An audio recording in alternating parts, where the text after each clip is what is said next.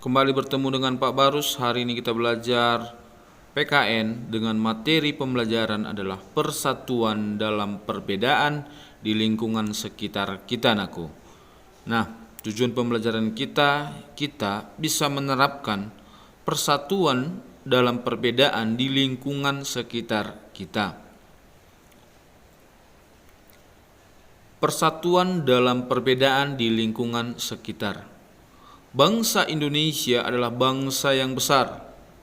Bangsa Indonesia terdiri atas suku bangsa, budaya, dan agama. Perbedaan tersebut dapat kita temukan dalam kehidupan sehari-hari. Jadi sangat beragam sekali bangsa Indonesia. Itulah salah satu ciri khas bangsa Indonesia.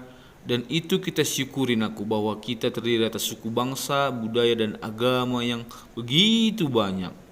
Dan itu kita syukuri. Nah, di atas kesyukuran itu kita perlu menjaga persatuan dan kesatuan.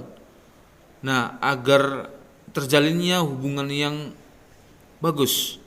Nah, salah satu caranya yang pertama di sini adalah peduli terhadap orang lain. Kita harus peduli terhadap orang lain. Kita tidak membedakan suku dan agamanya. Nah, kita ingat bahwa kita adalah dalam satu kesatuan bangsa Indonesia. Yang kedua, mendahulukan kepentingan bersama. Nah, maksudnya di sini adalah kita tidak mengutamakan kepentingan kita sendiri, tetapi harus kepentingan bersama dulu, baru kepentingan kita. Nah, misalkan begini, di sekolah misalkan ada tugas kelompok, ya, tetapi ada juga disuruh guru kita tugas pribadi, maka kita mendahulukan dulu kepentingan bersama tadi, tugas kelompok tadi dulu kita kerjakan, setelah itu baru tugas kita. Nah, itu maksudnya mendahulukan kepentingan bersama, naku. Ketiga, toleran terhadap umat beragama. Maksudnya toleransi, ya, menghargai, ya, terhadap umat yang beragama. Jadi kita kan banyak bermacam agama di Indonesia, tetapi kita harus toleran, apalagi di sekeliling kita, ya, sekeliling lingkungan kita. Misalkan di samping rumah kita adalah umat Islam, mereka lagi misalkan hajatan, ya, ada acara, maka kita harus menghargai acara tersebut begitu, tanpa mengganggu mereka. Membantu orang lain yang kesulitan atau terkena bencana. Nah, di sini, nakku, ya, kita memang harus benar-benar, ya, memberikan sesuatu kepada mereka yang bermanfaat, ya. Itu bukti dari, ya, kita makhluk sosial begitu, ya, dan juga memberikan bantuan kepada orang lain itu sangat-sangat baik sekali dan dipuji oleh Tuhan itu, ya. Maka harta akan melimpah, rezeki akan melimpah kepada kita jika kita baik terhadap orang lain dan membantu orang lain. Sikap-sikap tersebut mencerminkan nilai-nilai persatuan. Kita harus menerapkan nilai-nilai persatuan agar dapat hidup dengan rukun. Hidup rukun memiliki banyak manfaat, antara lain sebagai berikut. Yang pertama adalah mempererat keakraban dengan teman. Ya, ini penting sekali, naku, ya. Biar banyak teman kita. Kalau banyak teman kita, ya, kita sangat senang sekali bisa berbagi cerita, bisa saling bantu-membantu, bisa saling berbagi. Yang kedua, menciptakan suasana yang aman dan damai, ya.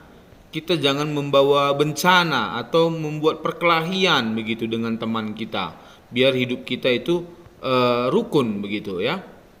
Nah, belajar dan bermain menjadi lebih nyaman. Itu manfaat rukun. Kalau kita tidak memiliki musuh, ya, atau lawan, maka kita pun nyaman dalam belajar dan bermain, ya, bebas saja. Membantu korban yang terkena bencana, ya, itu juga sangat-sangat dipuji oleh Tuhan, aku, dalam membantu korban yang terkena bencana. Seperti kemarin salah satu adalah kita mengumpulkan APP, ya, aksi puasa. Itu salah satu membantu korban, ya. Salah satunya kita kemarin berikan ke panti asuhan, ya.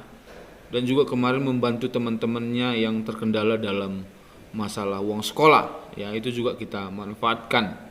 Nah, dan di sini juga kita nggak boleh membeda-bedakan, ya, dalam membantu korban, ya. Bukan karena seagama baru kita bantu, tetapi ingat bahwa kita itu adanya persatuan dalam perbedaan, ya. Yang kelima, membantu tetangga yang sedang kesulitan tanpa membeda-bedakan. Ya, ini juga termaksud. Ya, tetangga itu adalah teman kita, saudara kita, nakku. Kenapa saya bilang seperti itu? Ya, sangat penting sekali tetangga. Misalkan kita lagi di luar kota, rumah kita tinggalkan, ya mobil ditinggalkan misalkan, tetapi ada orang yang mau masuk, maka tetangga yang akan memperhatikan rumah kita itu dan menjaganya begitu. Itu perlunya kita memiliki tetangga yang baik ya, dan saling berbagi dalam hal itu. Nah, 6. Mempersilahkan kepada teman untuk melakukan ibadah.